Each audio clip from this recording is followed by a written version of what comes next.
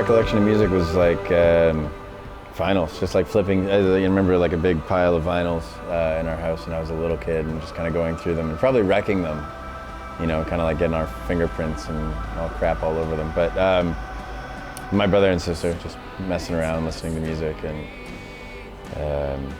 I had very early childhood memories. I can remember very, very early things, but yeah, music was definitely a part of that. You know, it was just always in the house. Yeah, there was a lot of Beatles, a lot of Van Morrison. There's a lot of just the old, like, kind of classic rock, and Dylan and Paul Simon. As I got a little older, you know, I kind of started wandering upon like Nick Drake and stuff like that.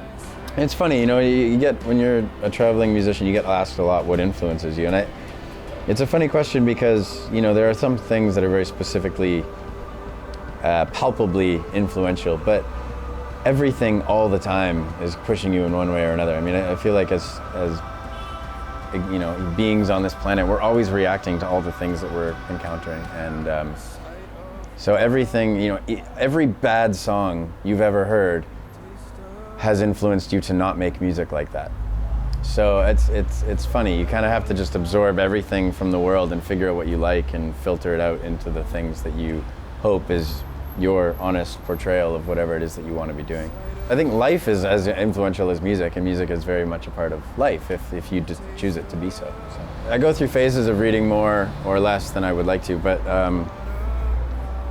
I feel like books are an important part of an active mind, and so I've definitely been influenced by books, unquestionably. I think especially lyrically, you know, I've found my voice as a songwriter largely through reading a lot of different writers, I think.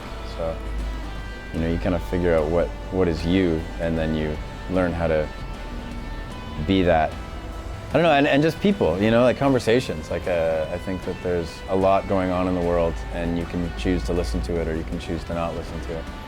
But it's always happening. There's always stuff going on, and you know, the more you're listening, the more you're able to interpret it into the, you know, words and thoughts and music and art of any kind. You know, I certainly have in my life emulated other musicians, especially in the early days. I think that the key is to not necessarily copy people so much as allow them to, you know, tap into a different source of yourself. Good writers make you think to yourself, man, that's exactly how I feel, but I can never articulate it that way. And I love that. That's like my favorite thing, is just like reading something that lays out so succinctly and beautifully how I already feel, but does it more articulately than I could. And therefore you have two feelings. The first one is, wow, you know, there's unity. I'm not alone. Other people feel the same way I do. And two, there are really talented, thoughtful, incredible people out there, and go find them, you know? Like, I think that that's just part of being a musician, or part of being a human being, is just trying to surround yourself with people who are interesting.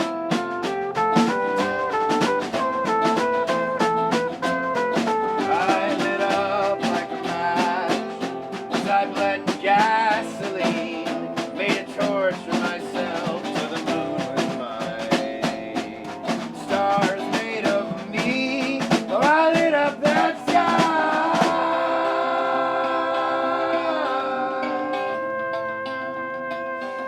What I find is that I get trapped inside of what my hands muscularly want to do when I pick up a guitar.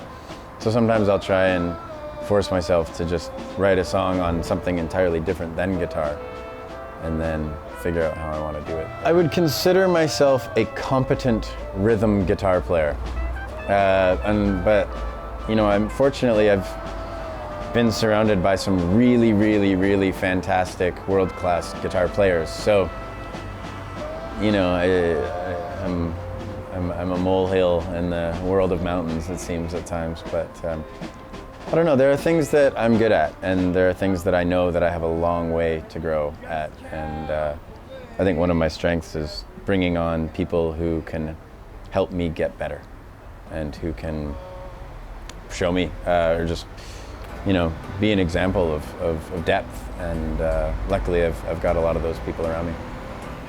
When I'm writing a song, it's often slow. I take a really long time to write songs, and I whittle them down. You know, I take like big log, and I slowly carve away at it until it looks the way I want it to look and sound and feel the way I want it to feel. But I take my time. I'm not a hugely prolific guy, and yeah, I don't have any one way of doing it. I like to stay open to different kind of streams of ways of doing things, and there's more than one way to skin a cat, as they say. And I never want to assume that my way is the best way. So I maintain an openness to trying new ways of writing. But I feel like the way that I write songs wouldn't be that helpful to other people, because people have to find the way that they write songs.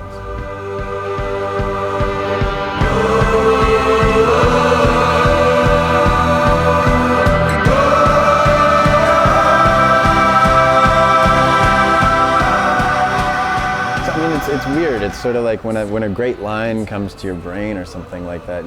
Where's it coming from? I don't know. It's sort of like, you kind of just have to be thankful that it's coming, and then work on honing yourself so that you can do more of that. There's this, there is a kind of mystical, magical nature to it, but at the same time, if you don't work at it, that's never going to come. It's never going to happen. You have to.